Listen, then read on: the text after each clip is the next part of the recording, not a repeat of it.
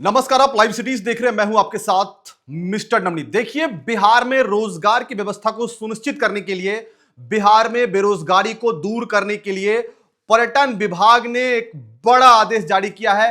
अपने तमाम विभागों के लोगों को, अपने तमाम विभागों के अधिकारियों को साफ साफ कहा है कि अगले 100 दिनों का रोड मैप तैयार कीजिए, अगले 100 दिनों का प्लान बनाइए, ताकि बिहार उन राज्यों की सूची में शामिल हो पाए जिन राज्यों में पर्यटन को बढ़ावा देने के लिए सरकार तमाम काम कर रही है। यानी कि बिहार को टॉप 5 स्टेट बनाने के लिए पर्यटन विभाग काफी एक्टिव हो चुका है। अपने तमाम अधिकारियों को साफ साफ कह दिया है कि आप अगले 100 दिनों का रोड मैप बनाइए और बिहार के पर्यटन को बढ़ावा देने के लिए जितना काम हो सके, जितनी काम करनी हो, उन तमाम कामों को कीजिए। अगले 100 दिनों का अल्टीमेटम दिया है मंत्री अरुण प्रसाद ने, जो कि पहली बार विधायक से मंत्री बने हैं और मंत्री बनते ही तमाम विभागों के अधिकारियों की, यानी कि पर्यटन विभाग के तमाम अधिकारियों की बड़ी बैठक बुला ली आज। और उस बैठक में इस बात का आदेश दिया गया है, इस बात को कहा गया है कि अगले 100 दिनों का रोड मैप बनाइए, ताकि बिहार में उन तमाम लोगों को रोजगार मिल सके, उन तमाम लोगों को रोजगार मुहैया हो सके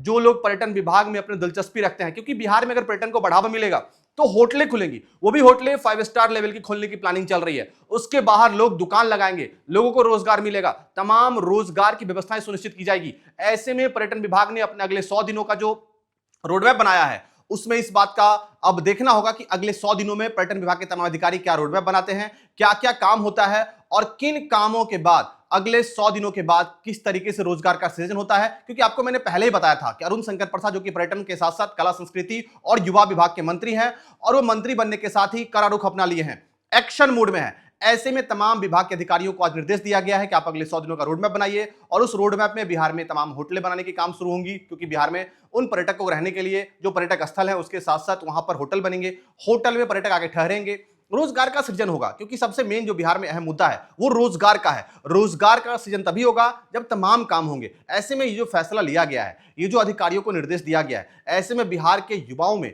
अब एक अलग जोश देखने को मिलेगा। बिहार के युवा अगर पर्यटक विभाग में अपनी नौकरी सुनिश्चित करना चाहते हैं, इन क्षेत्रों में काम करना चाहते हैं, तो उनके लिए एक नई पहल है। लेकिन अभी विभागों को निर्देश दिया गया है, इस पर फैसला होना है, तमाम उसके बाद ऑडिट्स आने हैं, तमाम कोटेशंस आएंगे, फिर जिम्मेदारियां दी जाएगी। ऐसे में आपको मैंने पहले ही कई बार बता रखा है कि जिस तरीके से बिहार में कैरावैन आया है, कैरावैन वो बसें हैं जिसमें पर्यटक घूमते हैं, जिस बस में सारी फैसिलिटीज होती है। अगर आप बिहार में घूमना चाहते हैं, कहीं जाना चाहते हैं, पूरी फैमिली के साथ जाना चाहते हैं और आप चाहते हैं कि आप होटल में स्टे ना करें, तो आपको कैरावैन की सुविधा मिलेगी। ये भी कैरावैन जो है पर्यटक विभाग की तरफ से मुहैया करवाया गया है। उसमें सोने की व्यवस्था है, बैठने की व्यवस्था है, खाना बनाने की व्यवस्था है और तमाम तरीके की व्यवस्था उसमें मौजूद है। ऐसे में आज जो मीटिंग, आज जो बैठक पर्यटक विभाग की तरफ से बुलाई गई, उस बैठक में जो है तमाम जो है वो एक्शन लिए गए हैं और विभागों को निर्देश दिया गया है कि आप जल्द से जल्द 100 दिनों का रोडमैप बनाइए। और उस रोडमैप में बिहार कैसे देश के टॉप 5 स्टेट में शामिल होगा, उन टॉप 5 स्टेट में शामिल होने के साथ साथ बिहार कैसे अपने पर्यटन को बढ़ावा देगा और विश्व स्तर का बिहार बनेगा। ऐसे तमाम अपडेट्स के लिए देखते रहिए। आपका बहुत धन्यवाद इस वीडियो को देखने के लिए।